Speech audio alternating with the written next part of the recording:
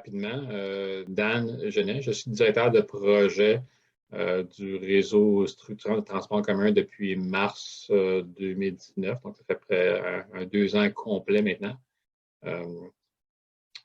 Précédemment, j'ai travaillé pendant 5 ans sur la construction du nouveau pont Champlain dans la grande région de Montréal. Donc, lorsque je suis arrivé en mars 2019, c'était pour prendre les commandes du projet. Un super beau projet et ce qui m'a essentiellement attiré à Québec, c'était le projet lui-même, mais aussi le fit de leadership avec les autorités de la Ville de Québec. Donc, je vais porter une portion de la présentation en ouverture, essentiellement la mise en contexte. Et par la suite, je céderai la parole à Mme Laurie Laperrière. Laurie, c'est notre chargée de tronçons. Donc, elle est responsable pour les tronçons qui nous permettent de se déplacer du pôle d'échange Saint-Roch au pôle d'échange d'Estimobile sur une distance de 3 km. Donc, une mise en contexte rapide, beaucoup de présentations d'éléments techniques Saint-Roch et d'Estimobile. On va revenir avec un petit peu la notion de participation publique, puis après une période de questions. Donc, on souhaite compléter la présentation entre 15 et 20 minutes maximum pour laisser du temps pour des questions par la suite. Donc, si on fait la prochaine diapo, Laurie. Donc, un rappel de la ligne de tramway qui commence à l'extrémité ouest au terminus Legendre, non loin du IKEA, et qui se déplace jusqu'à l'extrémité est au pôle d'échange d'Estimobile. C'est une ligne qui fait un total de 19 km, qui aura 28 ou 29 stations. Pourquoi cette ambiguïté-là? Parce qu'on n'a pas encore déterminé le nombre exact de stations entre le pôle Saint-Roch et le pôle d'Estimobile. C'est une ligne de tramway qui va offrir un service aux 4 minutes en heure de pointe entre le terminus Legendre et le pôle Saint-Roch. Et entre le pôle d'échange Saint-Roch et le pôle d'Estimobile, on est à déterminer si ce sera une fréquence aux 4 ou 8 minutes en heure de pointe. Hors heure de période de pointe et lors des fins de semaine, on parle plutôt d'une fréquence entre 10 et 15 minutes à chaque passage du tramway. Chaque tramway peut transporter 260 passagers. C'est un mode de transport lourd, guidé sur rail, 100% électrique, qui fonctionne sur la base d'une plateforme dédiée qui est exclusive au passage tramway et qui offre aussi une priorité aux flux de circulation. Donc, terminus Legendre à l'extrémité ouest, pôle d'Estimobile à l'extrémité est. Entre ça, vous avez 3 autres pôles importants. Le pôle Sainte-Foy qui va être entre le boulevard Laurier et le boulevard Hochelaga, dans le coin de l'Industrielle Alliance. Le pôle de l'Université Laval sur le campus de l'Université comme tel. Et finalement, le pôle Saint-Roch qui est en arrière de la Rothmans, adossé essentiellement au pont droit. Vous noterez aussi qu'il y a un tunnel là, de 2,1 km entre l'avenue Turnbull et le parc et le jardin Jean-Paul Lallier. En termes d'échéancier, de prochaines étapes, donc nous avons lancé l'appel de proposition le 30 avril dernier. Il faut se rappeler que le 7 avril, le gouvernement a autorisé le lancement de l'appel de proposition sur la base d'un décret ministériel. Ce décret ministériel a été annoncé publiquement le 16 avril. Et 2 semaines par la suite, le 30 avril, on a lancé l'appel de proposition. Cet appel de proposition nous permettra à l'été 2022 de sélectionner un partenaire privé qui sera responsable de la conception, de la construction et de l'entretien de la ligne tramway sur une période de 30 ans.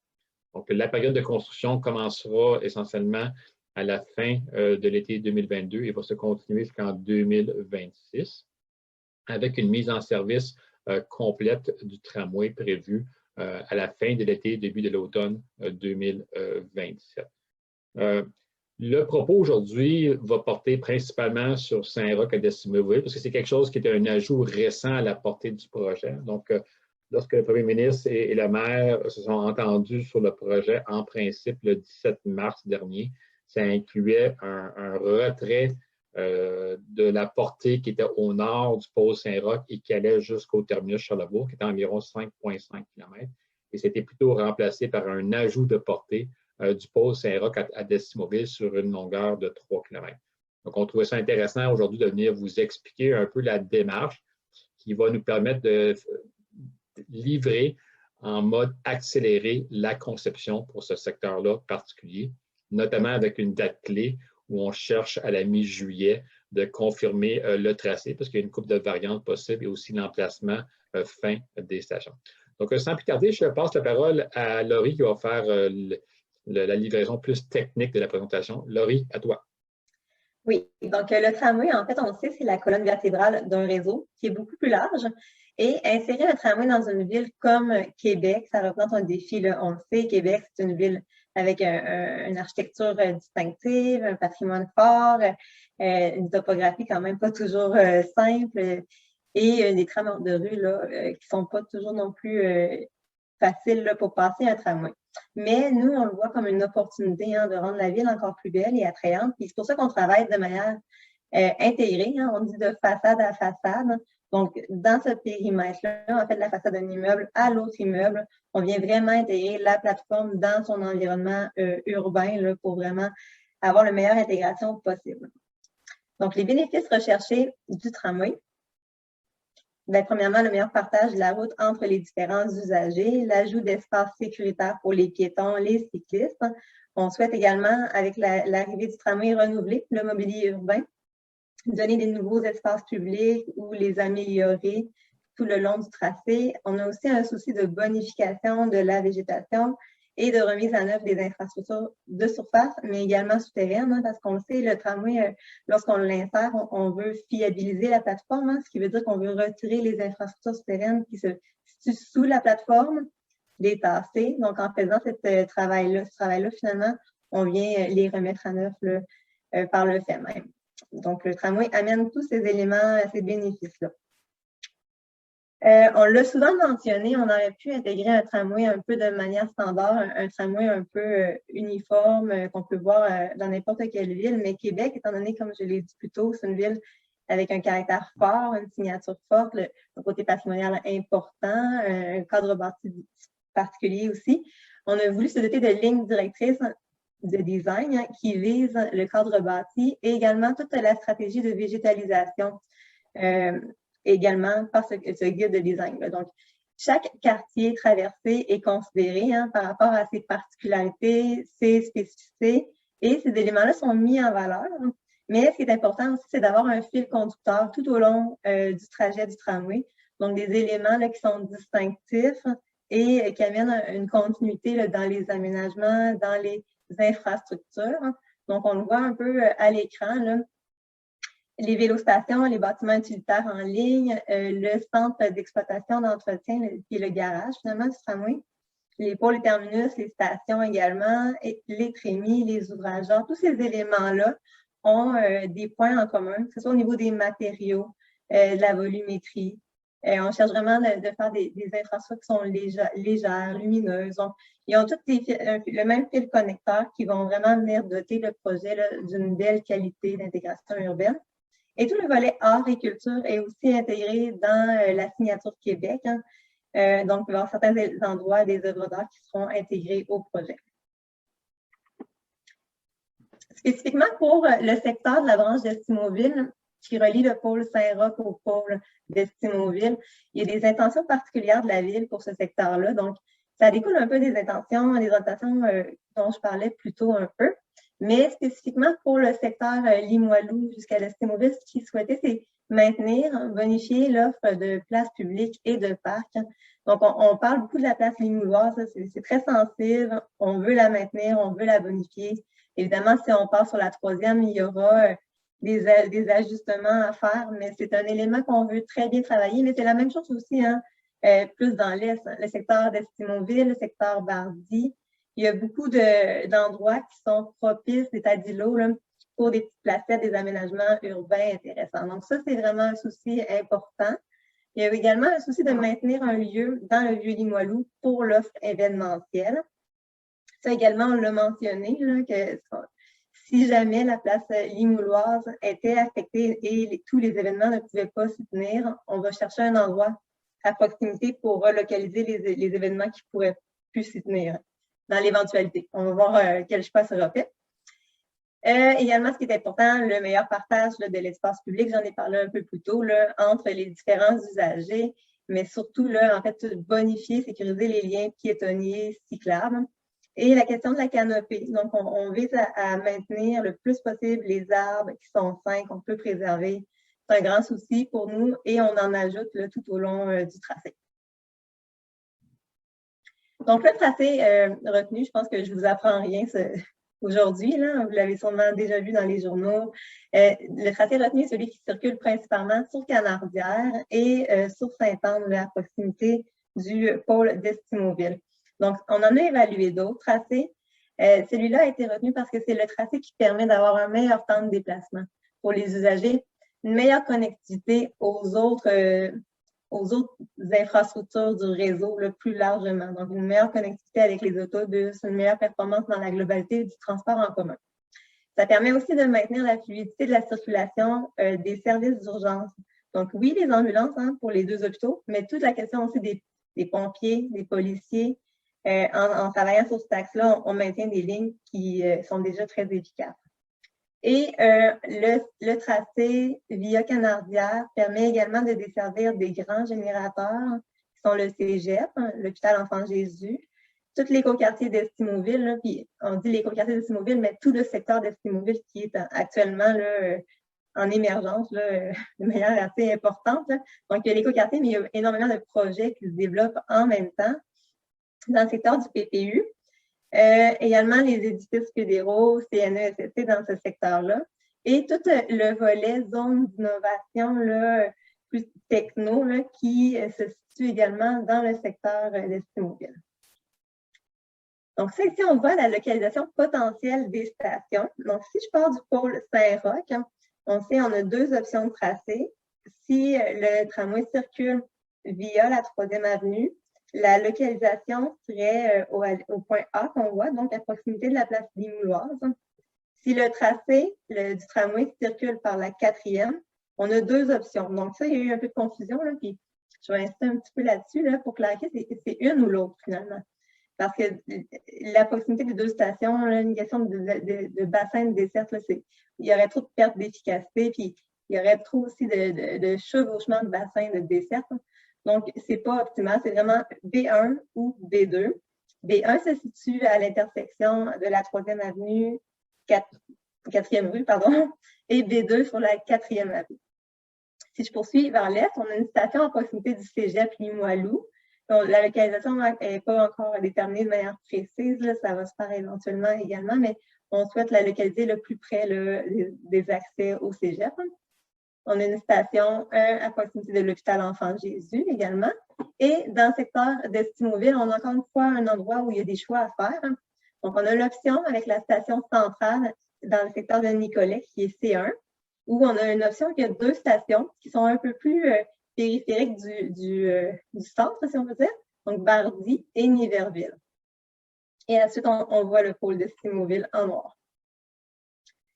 Donc, si on se rapproche, là, ici, on est à vol d'oiseau, on voit un peu mieux l'endroit où s'insérerait la station. Là, ce n'est pas encore une fois très défini, ça va dépendre du type d'insertion et on n'est pas encore rendu là, au niveau de la conception. Mais comme je le mentionnais, c'est dans le périmètre de la place Limouloise, ça serait au début là, du chemin de la Canardière. Sur la 4e avenue, l'option station B1 est située près de la 3e avenue. Est-ce que ça sera à l'est ou à l'ouest? Ça sera à déterminer également. Donc, on l'illustre par une flèche. La conception, les enjeux techniques là, vont venir l'indiquer lorsqu'on sera rendu là. Et l'autre option, c'est la B2. Donc, l'insertion serait soit entre la 5e et la 6e ou entre la 6e et la 8e. Ça, c'est une image d'inspiration. Comme je l'ai dit, là, on est au début de la conception, puis on consulte les gens pour avoir en fait un input là, pour le choix du tracé, la localisation des stations. Donc, on n'est pas non plus rendu à une étape de conception où on a défini de quelle manière le tramway s'insère dans la rue. Par contre, on a un souci de bien faire les choses dans des milieux qui sont quand même contraints avec l'espace. Donc ça, c'est une image quand même qui nous inspire. Ça serait possible de voir une rue partagée arriver dans le vieux Limoilou. Donc peut-être que ce sera une rue partagée, peut-être que ce sera un autre type d'insertion. Si c'est un autre type d'insertion, c'est peut-être probablement du latéral. Mais encore une fois, là, on n'a pas déterminé encore le type d'insertion. Cependant, cette insertion-là, on vous la montre uniquement pour un peu montrer ça, à quoi pourrait ressembler une insertion en rue partagée, parce qu'on en voit un peu moins sur le territoire de la Ville de Québec. Il y a la Couronne qui est un bon exemple qui permet de faire des bouclages. En fait, la rue partagée, la plateforme du tramway est toujours indépendante. Sur la portion résiduelle de part et d'autre, tous les usagers peuvent l'emprunter finalement pour certains besoins. Donc, c'est prioritaire aux piétons cyclistes et les automobilistes peuvent l'utiliser dans certains cas pour certains besoins qui sont toujours à définir selon le cas en particulier, le tronçon en particulier. Si je me déplace vers l'est, ça, c'est les possibilités pour l'insertion de la station près de l'hôpital Enfant-Jésus. Donc, encore une fois, le périmètre est assez large. Est-ce qu'on sera plus près d'Henri Bourassa, plus près de Vitré?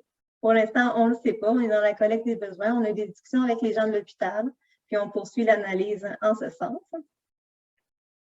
Dans le secteur d'Estimauville, les deux options, comme je le disais, c'est C1, qui est la station centrale dans le secteur de Nicolet, ou C2, qui est composé de la station près de l'avenue Bardy et d'une station près de l'avenue de Niverville. Donc, ça également, c'est un point là, sur lequel la consultation porte, là, les consultations virtuelles, comme on fait là ce soir, il y en a une ce soir, et également le sondage là, en ligne. Donc, ça, c'est le pôle d'échange d'Estimauville. Le pôle d'échange, là, c'est un nouveau type d'infrastructure à Québec. C'est un lieu d'attente qui permet de faire une correspondance qui est confortable, qui est sécuritaire. Selon les pôles d'échange, il y a différents usages qui sont prévus. Donc, le tramway, c'est sûr dans tous les cas.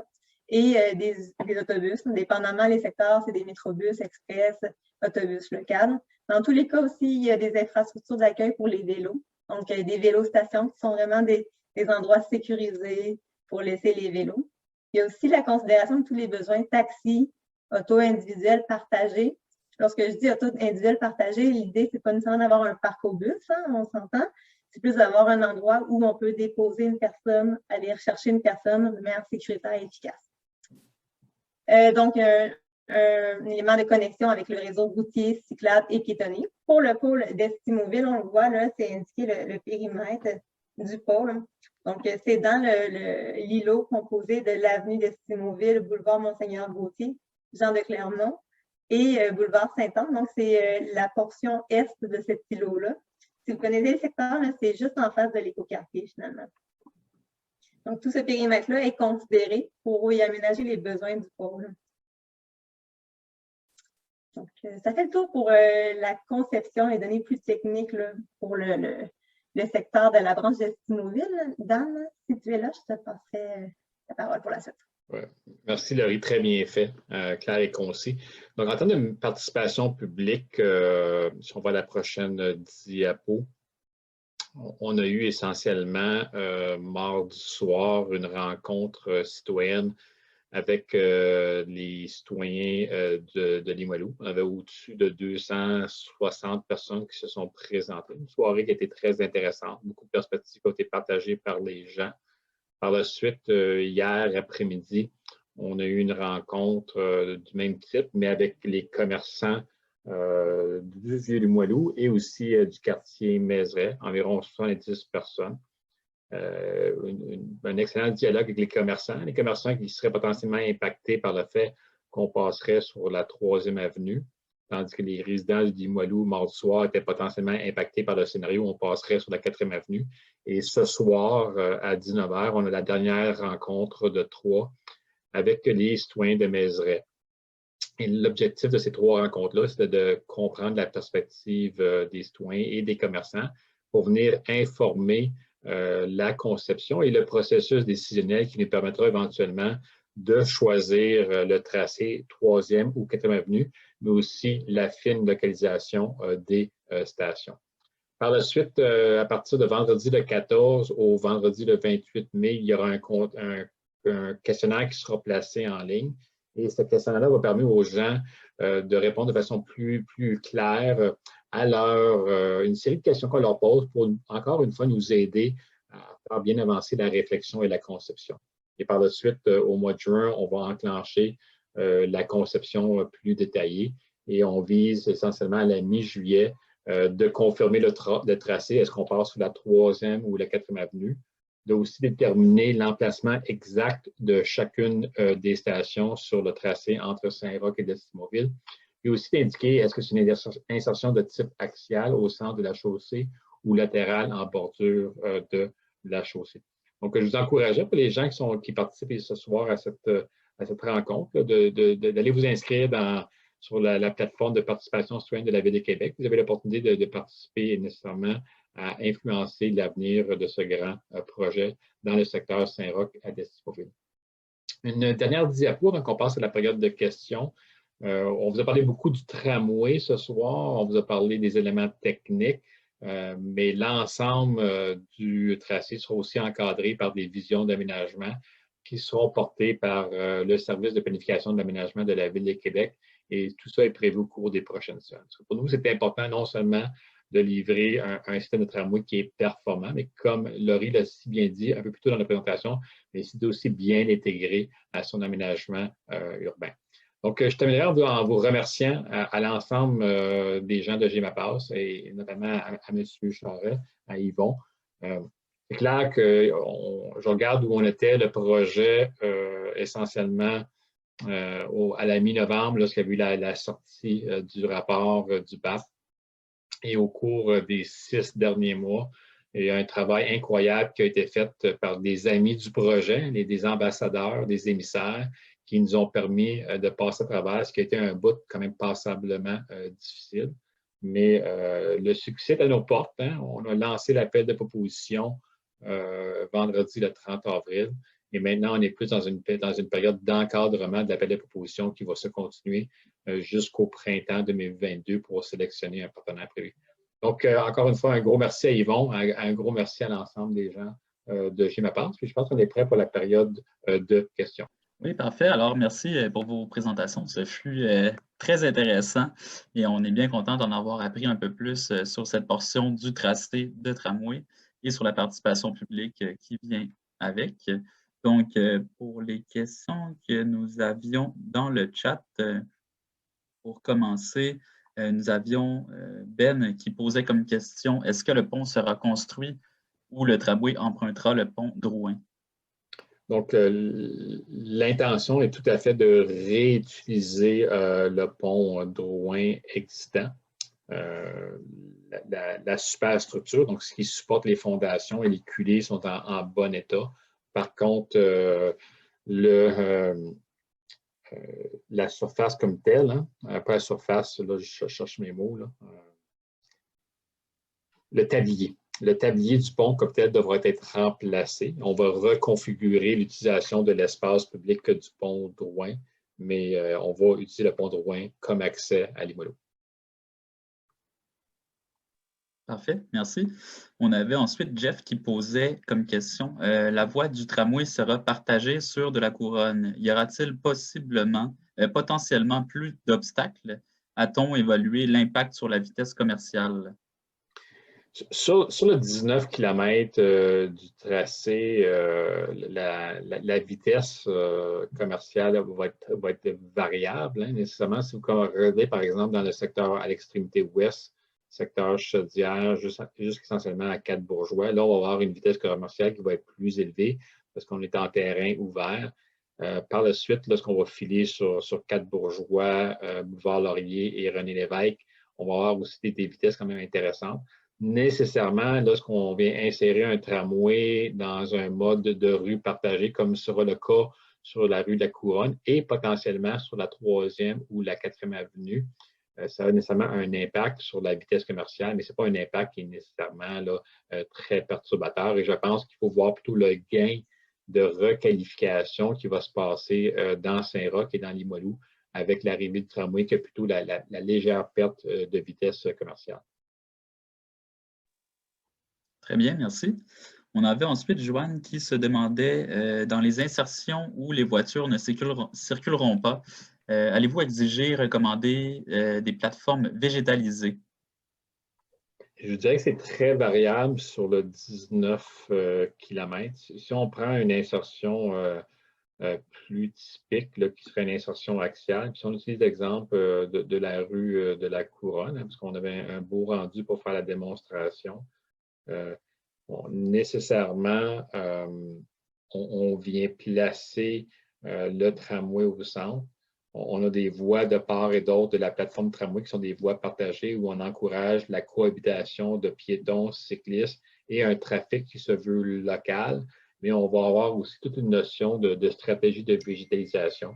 Et Laurie y a référé durant la présentation. Il y a un fort intérêt de notre part, un fort souci de s'assurer qu'on protège la canopée où on peut et où on est obligé de couper des arbres qu'on vient revégétaliser. Ça, c'est un exemple de la couronne. Si vous prenez, par exemple, sur le boulevard Laurier, qui est beaucoup plus large, où le tramway va encore circuler en mode axial au centre de la chaussée, bien là, il va y avoir des banquettes importantes là, qui vont permettre de créer vraiment un espace vert. Donc, c'est très variable à la grandeur du projet. Pour les plateformes végétalisées, vraiment, il y en a beaucoup dans le secteur Legendre. Donc, les premiers tronçons de l'Ouest jusqu'à P12. Également, il y en a dans le secteur de l'Université Laval là, pour l'instant. Parfait. Merci pour vos réponses. On a Renaud qui se demande où en êtes-vous avec les groupes d'usagers par secteur? Oui, donc effectivement, la Ville avait annoncé il y a plus de 12 mois la création de ce qu'ils appelaient les comités de bon voisinage. Hein. Les comités de bon voisinage étaient sur le principe qu'on viendrait par grands secteurs regrouper les gens pour avoir des présentations d'ordre d'information publique, hein, des rencontres avec les citoyens et les commerçants. Un des impacts positifs de la pandémie, c'est qu'on a appris à travailler d'une autre façon. Hein. Il n'y avait aucune rencontre publique qui était possible. Donc, on s'est vraiment transformé dans le bureau de projet et dans l'équipe de communication avec des modes de rencontre de type virtuel qui sont avérés en bout de ligne un grand succès. Donc, on a plutôt abandonné maintenant la notion de comité de bon voisinage pour plutôt activité de bon voisinage. Et ce qu'on va faire, c'est, dépendant des enjeux qui se développent, une activité de bon voisinage pourrait être pour nous rencontrer un citoyen ou un commerçant particulier. Ça pourrait être de rencontrer un conseil de quartier. Ça pourrait être de faire une rencontre d'information publique. Et c'est variable. Donc, on ne parle plus maintenant de comité de bon voisinage, on parle plus d'activité de bon voisinage et on regarde à avoir, au lieu d'avoir 3 comités de bon voisinage qui étaient prévus, on va vraiment se retrouver avec 5 secteurs où on va faire des activités de bon voisinage. Donc, le résultat va être le même, il va juste être livré différemment. Parfait, merci pour ces informations. Ensuite, on a Marie-Ève Leclerc qui nous demande quelle serait la distance entre les stations de tramway. Donc, l'interdistance entre stations typiques est de l'ordre de 700 mètres, mais c'est variable, hein, dépendant où on est sur le projet. Mais généralement, on voit un exemple, merci Laurie, dans le secteur entre Saint-Roch et d'Estimauville, dépendant de quelle station on choisit dans le Vieux-Limoilou, A, B1 ou B2, la distance pourrait être aussi près que 550, aussi loin que 925. De la même façon, dépendant si on choisit A, B1 ou B2, au Cégep-Limoilou, ça va varier entre 500 et 800. Cégep-Limoilou, à l'hôpital Enfant Jésus, on parle de 800 mètres. L'hôpital Enfant Jésus, à soit Nicolette, Bardy ou Niverville, on parle de 475 à 625. Après Nicolette, Bardy ou Niverville, vers le pôle d'échange de Simouville, on parle de quelque part entre 600 et 825 mètres. Donc, quand on le fait sur la moyenne du tracé, hein, qui est maintenant un tracé de 19 km divisé par 28 ou 29 stations, ça donne généralement à peu près là, 700 mètres entre chacune des stations. Et c'est normal, hein, parce que dans un réseau structurant de type lourd comme le nôtre, avec le tramway, généralement, quand on fait les bassins de desserte, on dit que les gens, dans la mesure où ils sont à 800 mètres d'une station, donc à 10 minutes de marche, le réseau de structurant va être un succès. Donc, on applique la même notion de distance entre les stations. Parfait, très bien, merci. Donc, juste spécifier, on avait prévu la période de questions jusqu'à 5h40. Donc, désolé pour ceux et celles pour qui on ne pourrait pas répondre aux questions. J'ai mis dans le chat le lien vers le site web réseaustructurant.info/nous contacter. Donc, vous pourrez poser vos questions directement à cet endroit. Peut-être, Gabriel, je pourrais prendre les questions. Je les vois à l'écran, je vais y aller rapidement, parce que je note on va sauver du temps. Donc, à l'égard d'une deuxième phase, là, nécessairement, là, dans la mesure où on a fait le choix maintenant d'aller vers le nord-est de Saint-Roch à Destimoville, la possibilité dans une phase 2 d'avoir un tramway qui partirait du pôle Saint-Roch pour monter jusqu'au terminus Charlebourg existe tout à fait. Donc, je pense que c'est quelque chose qui est tout à fait possible. Et en termes de fréquence, là, on est à évaluer la fréquence. Hein. Donc, nécessairement, si la fréquence est aux 4 minutes entre terminus Legendre et Saint-Roch en période de pointe, on pourrait avoir potentiellement une fréquence aux 4 minutes jusqu'à Destimoville, mais on ne pense pas qu'il y a suffisamment d'achalandage pour ça présentement. Donc, on pourrait avoir une fréquence aux 8 minutes, ce qui ferait qu'un tramway sur 2 essentiellement arrêterait au pôle Saint-Roch pour repartir dans l'autre direction. Donc, un tramway sur 2 continuerait vers Destimoville. Donc, c'est la notion de 4 à 8 minutes et de circulation. Pour ce qui est de la question sur une deuxième phase sur Charest, ce n'est pas l'intention. Il n'y a pas eu une démonstration forte qui a été faite qu'il y a un besoin d'avoir un tramway en Basse-Ville. Hein. Habituellement, on met en place un tramway, une colonne vertébrale, là où il y a une desserte, là où il y a un achalandage. La démonstration était très clairement faite que c'était en Haute-Ville que ça prenait ça, et non pas sur Charest. Pour ce qui est des construire des stationnements incitatifs et autres, dans le cadre du projet, il y a des parcs-bus qui vont avoir été établis essentiellement en périphérie. Hein. Donc, on vient intercepter des gens dans les stationnements incitatifs, les parcs-bus, sous l'égide du RTC.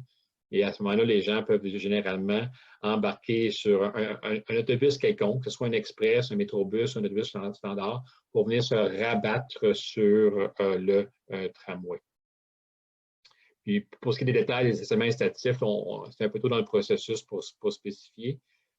La dernière question qui apparaît à l'écran, c'est pas la dernière, l'avant-dernière, je pense, c'est la Rothmans. Donc présentement, le passage du tramway se fait à l'arrière de l'usine Rothmans sur la rue des Chalutiers. Et ça, nécessairement, c'est une réalité. Il n'y a pas d'intention d'exproprier la Rothmans. La Rothmans sont un partenaire commercial de la Ville de Québec. Hein. C'est une entreprise qui a le droit d'exister. Donc, on passe entre l'arrière de la Rothmans et les syndicats de copropriété sur la rue des Chalutiers. Pour ce qui est de la question pour les gens qui arrivent de Charlebourg, effectivement, je vous l'explique, c'est vraiment le principe de rabattement. Hein. Donc, les gens arrivent et dans un monde parfait, quand on avait le tramway qui allait jusqu'au terminus Charlebourg, qui était dans le trait carré, les gens venaient se rabattre au terminus Charlebourg. Là, maintenant, ce qui va arriver, c'est que les autobus qui arrivent du nord et du nord-ouest vont venir se rabattre au pôle d'échange Saint-Roch. Et à ce moment-là, les gens vont embarquer dans le tramway pour monter vers la Haute-Ville, parce que le principe, c'est d'éliminer les trains-bus qui montaient essentiellement la côte d'Abraham à toutes les heures de la journée. Donc, on est vraiment dans un principe de rabattement sur le pôle de Destimoville à l'extrémité est, rabattement au pôle Saint-Roch pour les autobus qui arrivent du nord et du nord-ouest, rabattement au pôle Université Laval pour les autobus qui arrivent franc-nord. Et pour le pôle Sainte-Foy, c'est vraiment les autobus qui se rabattent à partir de la rive sud de la ST Lévis. Donc, c'est vraiment le principe d'opération d'une colonne vertébrale. On vient rabattre les réseaux d'autobus sur les points névralgiques. C'est la même application aussi pour le terminus Legendre. Merci à vous encore une fois de votre présence et de votre présentation. Je crois qu'on a pas mal tous apprécié. Puis comme on le mentionne en commentaire, là, on a bien hâte d'embarquer dans le tramway, nous aussi.